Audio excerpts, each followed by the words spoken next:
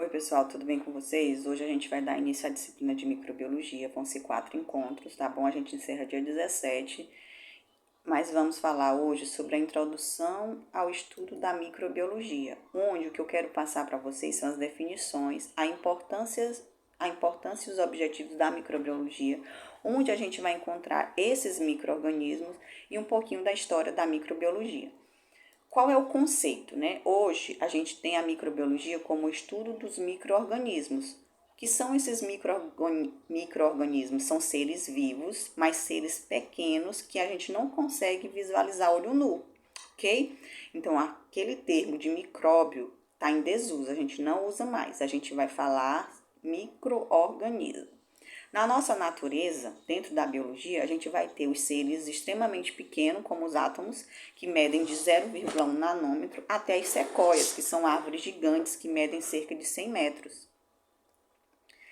Mas a microbiologia, ela vai procurar trabalhar com seres extremamente pequenos, né? As moléculas, os vírus, as bactérias e os ácaros. O ácaro, ele mede 0,2 milímetros. Se você pegar uma régua, daquelas réguas de 30 centímetros que a gente usa em escola, ela é dividida por centímetro. Então, o milímetro, ele vai estar dentro do centímetro, ele ainda é menor do que o centímetro. Professora, mas esses micro-organismos, onde é que eles podem estar, né? Então, assim, esses micro-organismos, eles estão em todos os lugares, no ar, e aí eles podem estar contaminando quando a gente espirra, quando a gente tosse, que a gente libera as micropartículas, eles podem estar contaminando os alimentos, o nosso celular, eles podem estar contaminando a escada quando a gente espirra, leva a mão, o nariz ou a boca e pega lá na escada, pega na porta, né? Tudo isso a gente está levando contaminação. Uma coisa interessante é que esses micro-organismos, eles também estão presentes no corpo humano. Eles podem estar presentes no nosso pulmão, eles podem estar presentes na nossa boca, eles podem estar presentes na nossa mão. O que acontece é que, como eles são extremamente pequenos, a gente não consegue visualizar. Mas aí no slide eu mostro que em todo o corpo existe a presença de micro-organismos. Lembrando, né, que a saúde começa pela boca, então vamos ter cuidado de escovar os dentes após as refeições, ter o cuidado de fazer uso do fio dental, ter o cuidado de escovar a língua também, ter o cuidado de procurar o dentista 1 ou 2 vezes por ano, pelo menos 1 vez por ano, para ver como é que tá a saúde dos dentes, tá? Porque a cárie, ela é causada por uma bactéria, e essa bactéria, ela pode entrar na nossa corrente sanguínea e a gente vir apresentar problemas de saúde mais sérios. Então, assim, dentro da história da microbiologia, o que a gente pode destacar, né? Alguns fatos ficaram marcantes para a história da microbiologia, mas o primeiro fato mais marcante foi que no ano de 1665, Robert Hooke foi capaz de observar as primeiras células. Como foi que ele fez isso? Ele fez finos cortes numa cortiça, e um microscópio primitivo ele conseguiu visualizar poros que lembravam favo de mel, que ele chamou de célula, por isso que ficou o nome de célula, né? Aí, ó, isso foi o primeiro fato. Qual foi o último fato que a gente pode elencar, né? Então, a gente pode falar que no ano de 1995 foi feita a primeira sequência completa de um genoma bacteriano, que foi do Haemophilus influenza, certo? Mas, historicamente, o que a gente ainda pode destacar sobre esses micro-organismos? A gente teve a peste bubônica, ou morte negra, que ela simplesmente varreu a Europa durante a Idade Média. Quando eu digo varreu, o que foi que aconteceu? Ela matou cerca de 25 milhões de pessoas, o que equivalia a 1/3 da população. Existiam 75 milhões de pessoas e morreram 25 milhões, ficaram só 50. Então, 1/3 da população veio a óbito.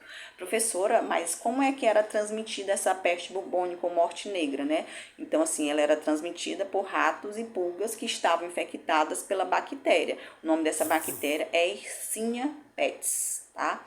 Um outro fato importante foi o que foi chamado de Grande Fome na Irlanda. O que foi que aconteceu? Um fungo que contaminou as batatas, né? E aí ele provocou a fome na Irlanda no século XIX. Então, cerca de 1.240.000 pessoas morreram de fome e 1.200.000 pessoas emigraram, saíram da Irlanda por conta da fome que estava matando as pessoas. Mas hoje, o que a gente pode falar sobre o desenvolvimento da microbiologia? Por que a microbiologia é importante? Porque assim, a microbiologia ela permite o controle e tratamento das doenças, né? Você estuda os micro-organismos, você sabe quais são as doenças que aqueles micro-organismos vão causar, você sabe os sintomas que eles vão causar, então você sabe o tratamento, você sabe como evitar que essa pessoa venha adoecer. Uma outra coisa super importante, né, principalmente a gente que é da enfermagem, são as vacinas. Vacinas salvam vidas. Então, com as vacinas, além da gente ter mais um campo de atuação, a gente pode estar prevenindo doenças, pode estar evitando que pessoas fiquem com sequelas, né, que pessoas venham a óbito, tá? Já que a gente está falando de vacina, né, vamos procurar colocar em dia o nosso cartão de vacina, principalmente se tratando da Covid, porque a gente está vendo que a Covid está voltando, os números de casos estão aumentando, então vamos procurar manter esse cartão atualizado, tá? E os medicamentos também estão relacionados ao surgimento, estão relacionados ao desenvolvimento da microbiologia. O tratamento de água e de esgoto também está relacionado ao desenvolvimento da microbiologia, já que a gente sabe que a água, embora ela esteja visivelmente limpa, ela pode conter micro-organismos, então a gente vai procurar usar uma água tratada, uma água filtrada, uma água fervida, né? E a microbiologia também, ela está associada à importância ambiental, já que esses micro-organismos, a gente sabe que esses micro-organismos, eles afetam não só o planeta, mas toda a atmosfera. Então as pessoas vão procurar trabalhar para evitar a questão da poluição da água, dos rios, dos mares, né? Vão procurar manter o ambiente limpo para que a gente possa ter vida, possa ter qualidade de vida. E os micro-organismos também, eles têm importância industrial, porque graças à utilização de micro-organismos, no preparo e na conservação de alimentos como pão, vinhos e queijos, que são exportados, né, são consumidos, os antibióticos, as vitaminas também são produzidos por conta do conhecimento dos micro-organismos. A obtenção de algumas matérias-primas, para você obter aquela matéria-prima, até você entregar essa matéria-prima para que esse produto possa ser um produto acabado, está relacionado à questão do conhecimento dos micro-organismos. Alguns produtos como queijo, bebidas alcoólicas, vinagres, insulina, o próprio ácido cítrico, eles só acontecem por conta do conhecimento e da contribuição benéfica dos micro-organismos para o ser humano, tá? E tem a importância agrícola, né? Que graças ao conhecimento dos micro-organismos e dos benefícios que a gente pode obter, a gente consegue evitar que algumas plantas e alguns animais venham a se contaminar. A gente vai conseguir produzir pesticidas naturais para matar os insetos que afetam as nossas plantações, manter o solo fértil, além da criação de suplementos alimentares, que isso está associado à produção dos micro-organismos, né? Aí, gente, essa é a primeira aula, que é a aula introdutória. Mas a gente tem uma outra aula que já é propriamente o nosso assunto, ok? Onde a gente vai abordar as doenças causadas por vírus, porque é para nós, como técnico de enfermagem, o importante é a gente saber o agente causador, os sinais, os sintomas, o tratamento, a forma de se evitar as doenças. Mas antes de começar a falar das doenças, o que são vírus, né? Então, assim, os vírus, eles são agentes infecciosos, são acelulares, né, que fora das células hospedeiras, eles se mantêm inertes no metabolismo próprio, sem metabolismo próprio, né? Quando eles adentram uma célula, aí eles conseguem se reproduzir. Quais são as características gerais? Os vírus são parasitas intracelulares obrigatórios. Eles vão se multiplicar dentro de células vivas usando a maquinaria de síntese dessas células. Os vírus, eles não possuem metabolismo. Toda a energia que eles utilizam provém da célula hospedeira da qual eles invadiram. Então, assim, os vírus não são considerados organismos vivos porque eles são inertes fora das células hospedeiras. Mas, quando eles penetram uma célula hospedeira, o ácido nucleico viral torna-se ativo e funcional. Então, o que a gente pode afirmar? Que, sob esse ponto de vista, os vírus estão vivos quando eles proliferam dentro da célula hospedeira infectada. Bora lá, mas vamos falar sobre as doenças. A primeira doença que eu elenquei aqui foi a AIDS, ou síndrome da imunodeficiência humana, cujo agente etiológico, né, o agente causador, é o vírus da imunodeficiência humana, que é o HIV.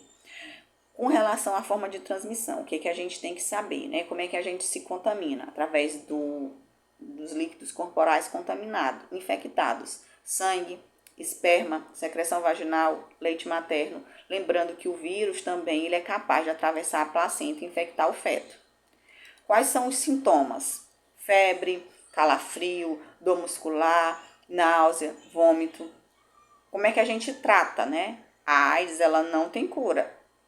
O tratamento vai ser medicamentos que são utilizados para inibir a reprodução viral e dessa forma garantir uma sobrevida do paciente, tá?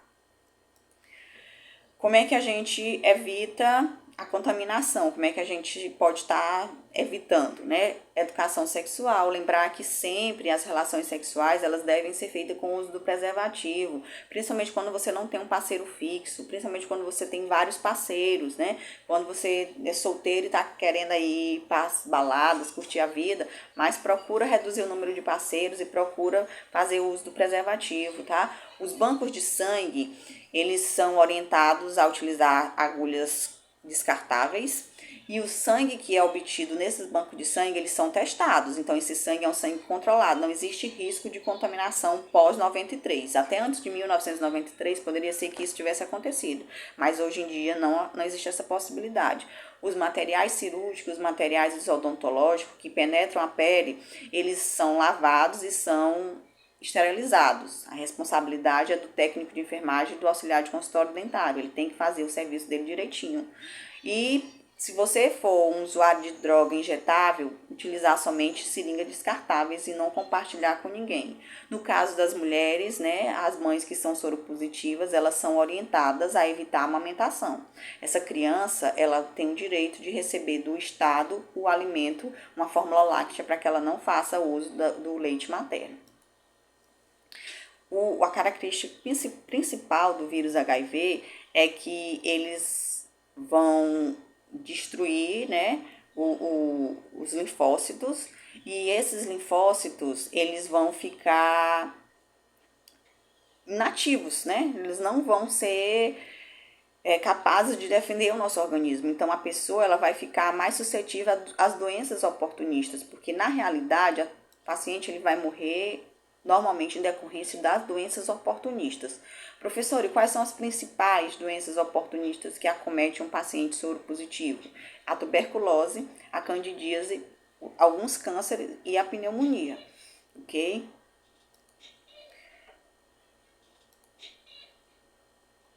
O vírus HIV ele pode permanecer até cerca de 10 anos inativo, onde o paciente não vai manifestar nenhum sintoma, mas ele está transmitindo.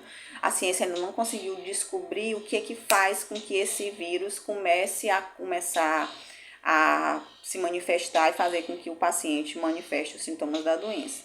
Então, quem vê cara não vê AIDS. Por isso, use camisinha, use preservativo, evite estar se expondo de forma desnecessária.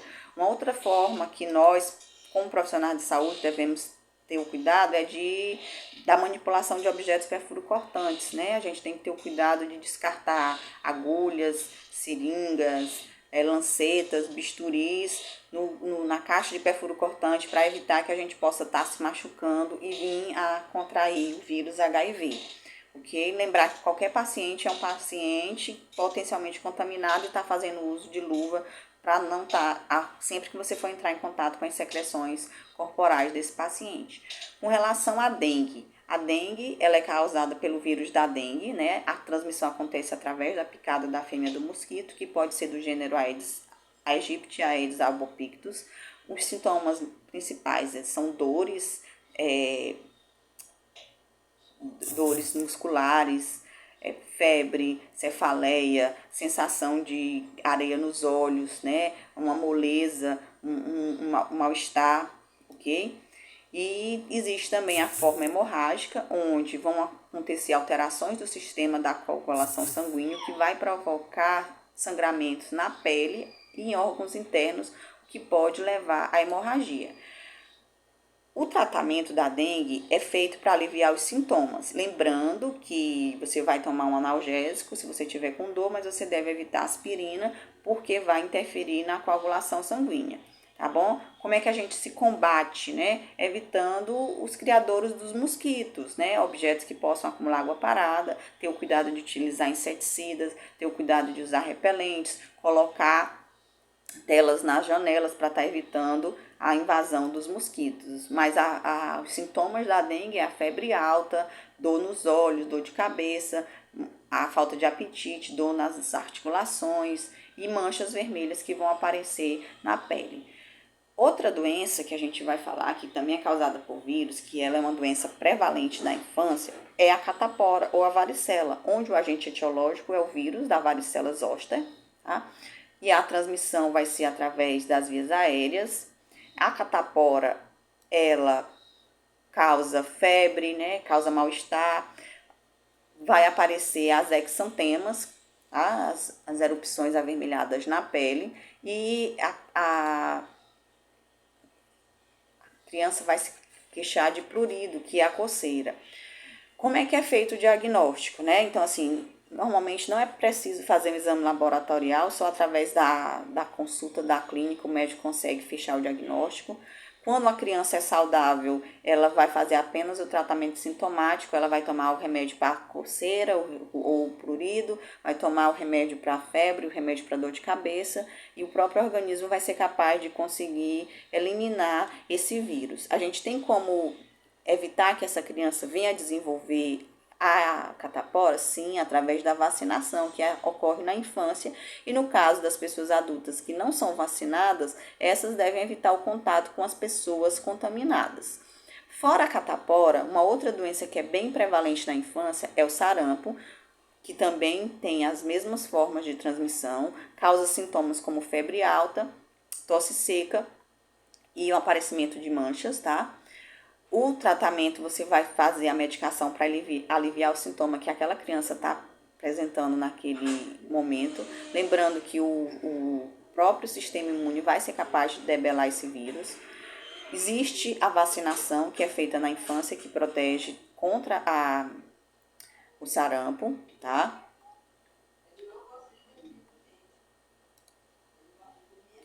Uma outra doença que é prevalente na infância, também causada por vírus, é a cachumba, onde a gente vai ter o aumento das glândulas parótidas e salivares.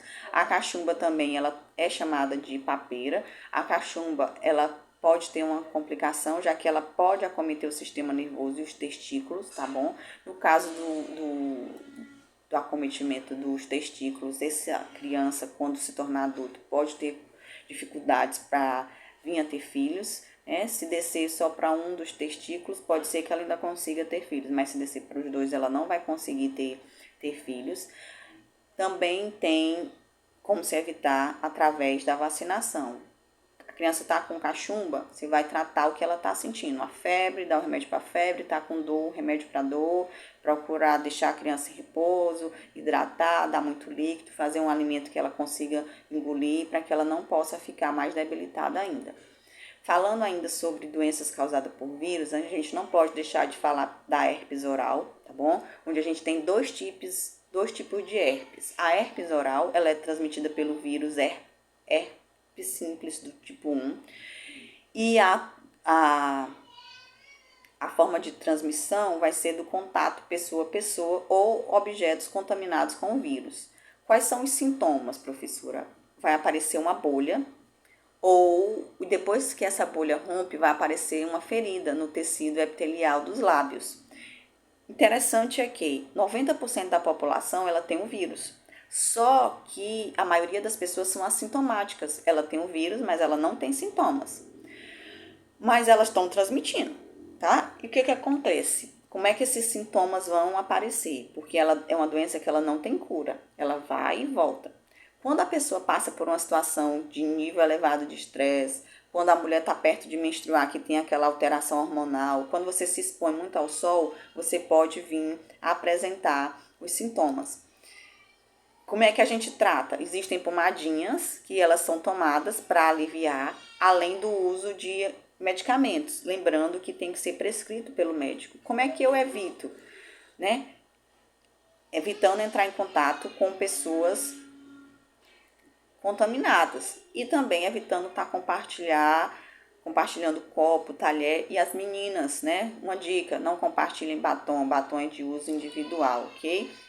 No slide eu coloco uma foto mostrando a herpes oral, né, na forma de bolha e na forma de ferida, tá bom?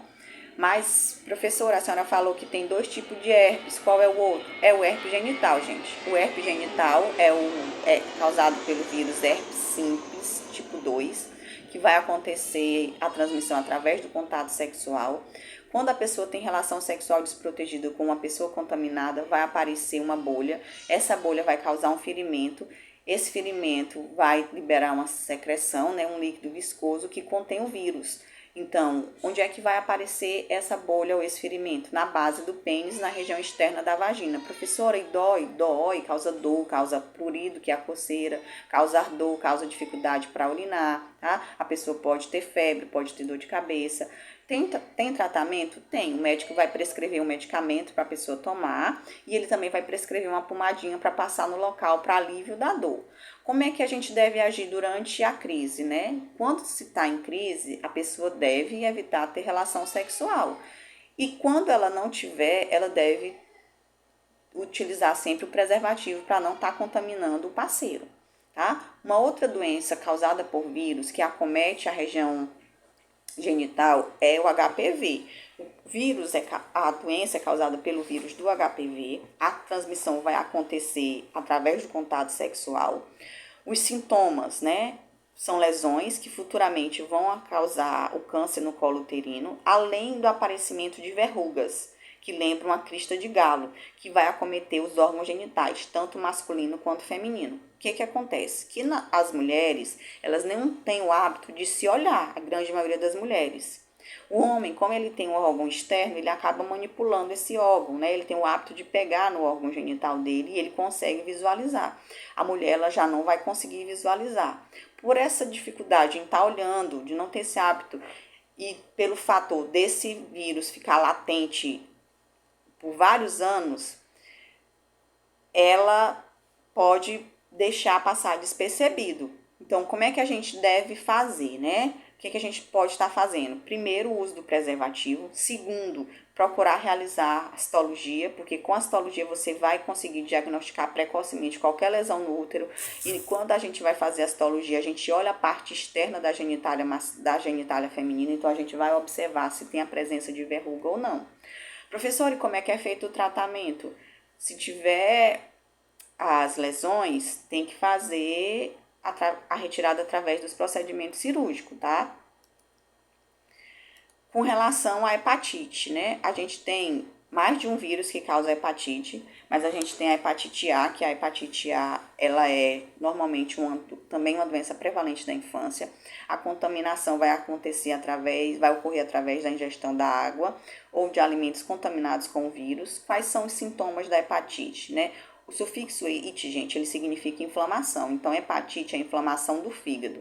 Como é uma doença causada por vírus, ela vai causar febre, ela vai causar náusea, ela vai causar vômito. E uma característica peculiar da hepatite, que ela vai deixar a pele e os olhos amarelados, ictéricos, né? Então, a icterícia é amarelo. É lembrar aqui que icterícia lembra Bob Esponja. Se essa icterícia, que é esse amarelidão, tá na pele e nos olhos, é porque o paciente está com alguma alteração no fígado. E no caso que como a gente está falando da hepatite, então é uma característica bem peculiar.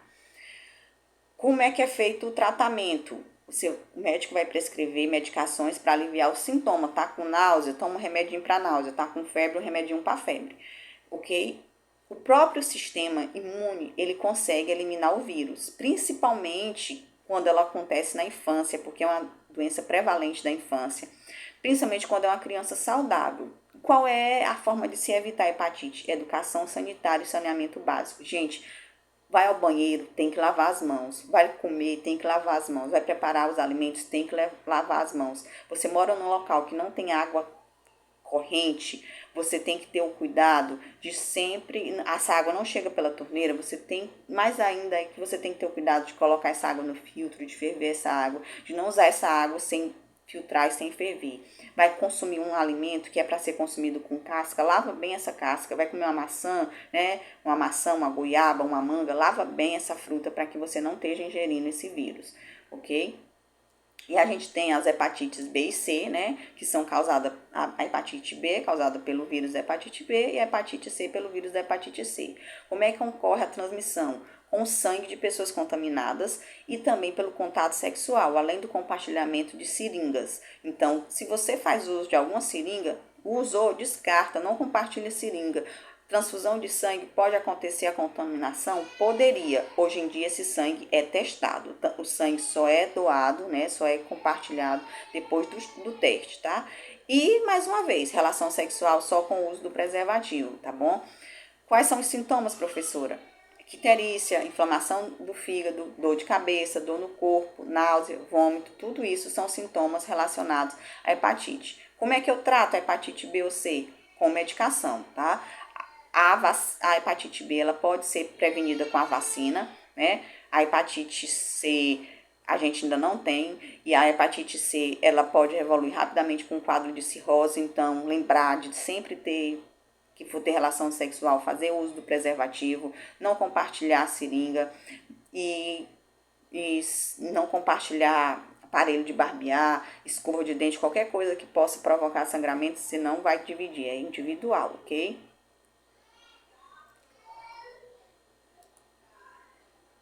A gente também tem a raiva, né, que é uma virose que é causada pela mordida do animal contaminado. Na presença da saliva desses animais, a gente vai encontrar o vírus, tá? No ambiente urbano a gente tem o cão e o gato, no ambiente rural a gente vai ter os morcegos, mas a gente também pode ter a raposa.